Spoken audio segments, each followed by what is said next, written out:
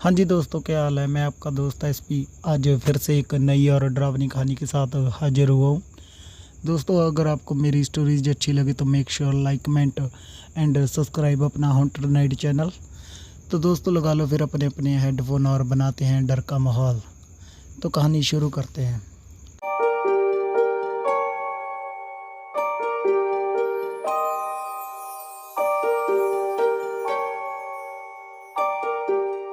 दोस्तों, मेरा नाम हर्ष मिश्रा है और मैं वेस्ट बंगाल के एक पछड़े गांव में रहता हूं।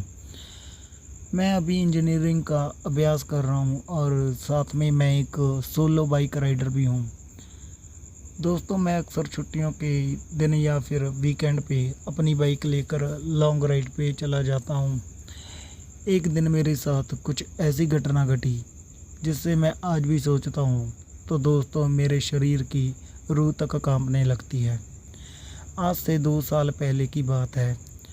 मैं अपनी बाइक लेकर कोलकाता लॉन्ग राइड पे गया था।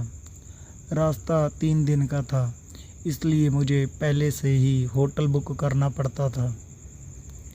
एक बार रास्ते में मुझे बहुत भूख लगी थी, इसलिए मैंने अपनी बाइक को साइड पे पार्क किया और पास में नाश्ते की दुकान पे जाके 2 बड़ा पाव खा लिया। बाद में मैंने अपनी ट्रैवलिंग की शुरुआत कर दी थी। दोस्तों, कुछ समय बाद शाम को अचानक मेरा पेट बिगड़ने लगा। दोस्तों, मैं वापस जाके अपने होटल के रूम का वॉशरूम यूज़ करता। मेरे पास इतना समय नहीं था, इसीलिए मैंने पास में एक पब्लिक टॉयलेट का उपयोग किया। वहीं पे मुझे टॉयलेट के अंदर किसी की पायल की आवाज़ सुनाई दी।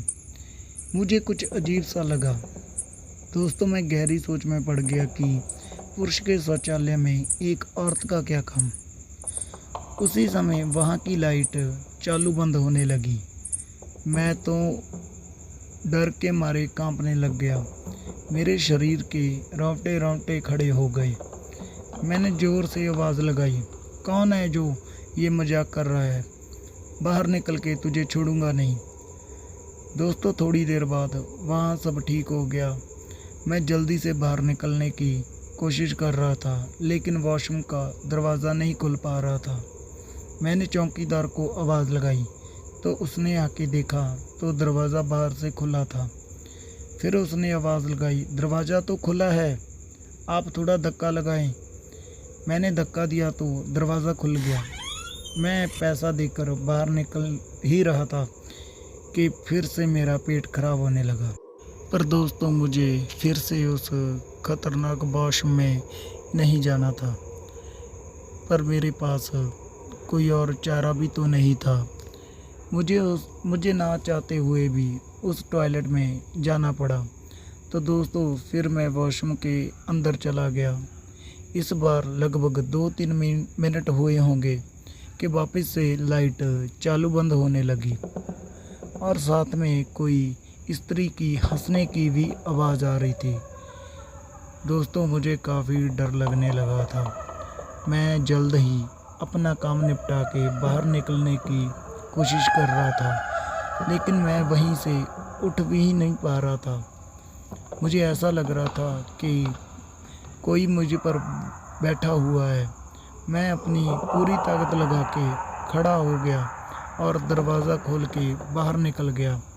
बाहर देखकर मैंने देखा कि शौचालय का मुख्य दरवाज़ा बंद था और उस पर काफ़ी सारे जीव जंतु चिपके हुए थे।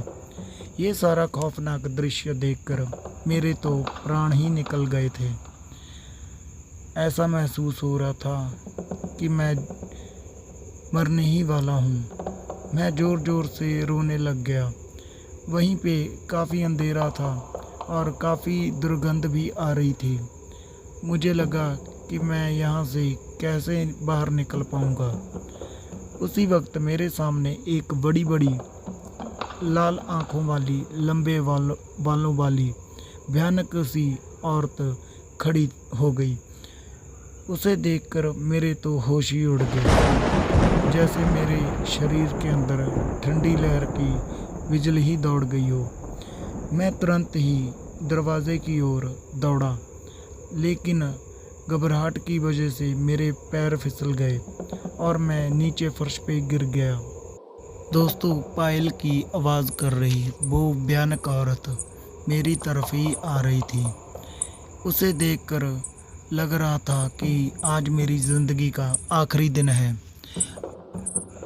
मुझे पूरा पूरा यकीन हो गया था कि आज मैं बचने वाला नहीं हूँ। पर थोड़ी ही देर में वो औरत मेरे पास आकर बैठ गई और मुझे जानवर की जैसे सूंघने लगी। दोस्तों, मैं अपनी पूरी ताकत लगा के उठकर भागने की कोशिश कर रहा था, लेकिन मेरे हाथ की उंगली तक भी नहीं हिल रही थी। मुझे अपनी मौत साफ साफ दिखाई दे रही थी। फिर मैंने अपनी सारी हिम्मत लगा के एक आखिरी कोशिश करी और ज़ोर लगाकर खड़ा हो गया और ज़ोर ज़ोर से दरवाज़े को तोड़ने की कोशिश में लग गया। थोड़ी ही देर में वो दरवाज़ा टूट गया था और मैं बाहर निकल गया। जब मेरी नज़र बाहर खड़े लोगों के सामने पड़ी तो मैंने देखा कि वो लोग मुझे ऐसे देख रहे हुए जैसे मैं पागल खाने से भाग आया हूँ। लोग मुझे यहाँ तक बोलने लगे कि पागल है क्या, पी के आया है। तभी वहाँ पास में खड़े एक आदमी ने मेरे पास आके मुझे पूछा, भाई तुम वहाँ अंदर क्या कर रहे थे? मैं हाँफते हुए ज़ोर ज़ोर से सांस लेते हुए उसको बोला, भाई मैं कोई अंदर घूमने नहीं गया था, मैं तो सिर्फ टॉयलेट करने गया था। मेरी बात सुनकर वो भाई थोड़ा अचंभित सा हो गया और वो मुझे बोला, तुम ज़रा पीछे मुड़कर तो देखो। दोस्तों, मैंने जब उस आदमी की बात सुनकर पीछे मुड़कर देखा तो मेरे तो होश ही उड़ गए।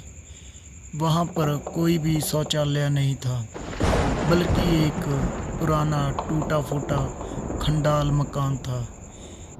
ये नज़ारा देखकर मेरा दिमाग पूरा का पूरा सुन्न हो गया था।